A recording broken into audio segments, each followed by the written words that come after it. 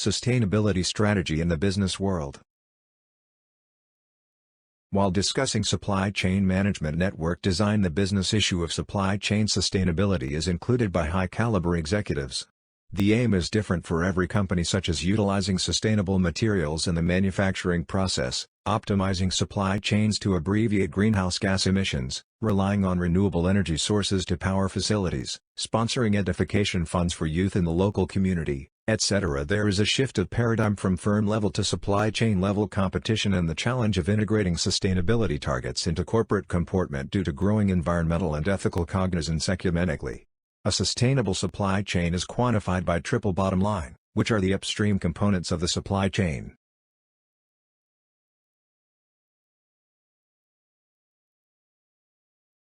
The business community has seemed more gradually embrace environmental sustainability, partly due to the way the issue has been presented, which fails to take account of how senior managers optically discern the world.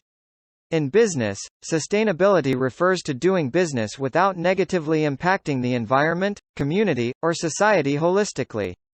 Sustainability in business generally addresses two main categories. They are the effect business has on the environment, secondly, the effect business has on society.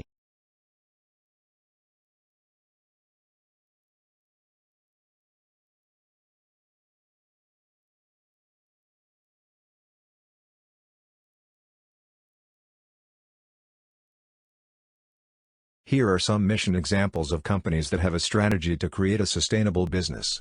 Outdoor clothing brand Patagonia's mission can be broken down into 4 objectives: build the best product, cause no unnecessary harm, use business to protect nature, and do not be bound by convention. In each, it's clear what the company's values are and how they're executing against them. While crafting a business strategy must recollect 3 bottom lines, i.e. profit, people, and the planet. If a sustainable business strategy makes us become out of business, we can't implement it.